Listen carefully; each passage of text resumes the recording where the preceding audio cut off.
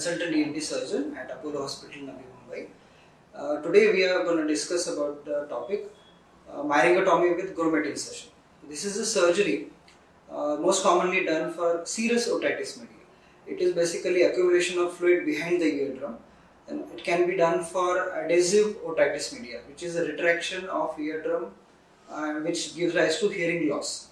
It can also be done for acute otitis media for release of the pressure and the pain, and sometimes it is done for insertion of some medications after insertion of the grommet.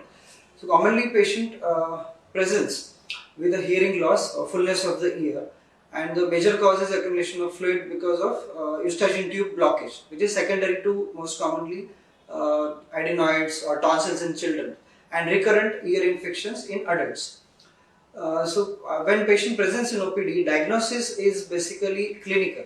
We do otoscopic examination and we can see a fluid behind the drum or retraction of the tympanic membrane.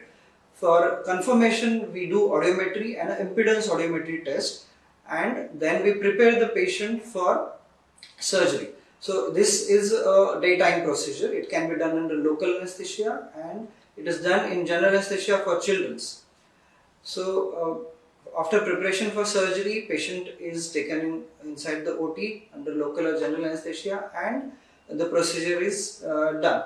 So the procedure is basically we take a small incision on the tympanic membrane, and we remove or suction out all the fluid accumulated behind the drum, and we put a small grommet which is made up of plastic or metal. So it is a ventilation tube which maintains the pressure between the middle ear and the outer atmospheric pressure. So benefits of grommet insertion or surgery is release of the pressure, pain, hearing improvement, and avoid further recurrent middle ear infections.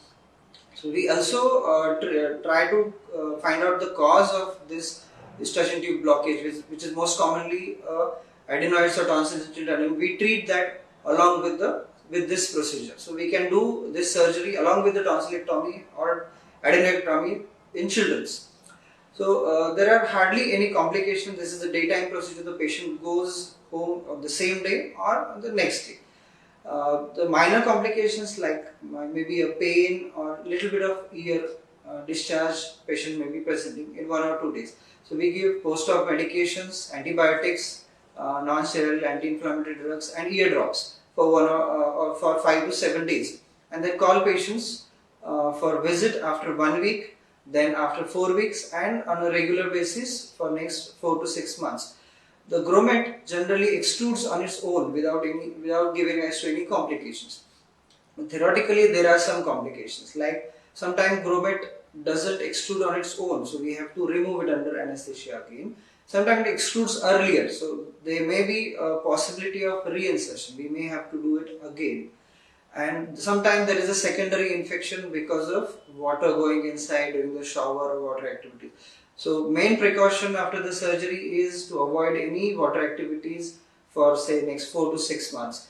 We advise to use earplugs or shower caps during taking bath or during any minor water activities.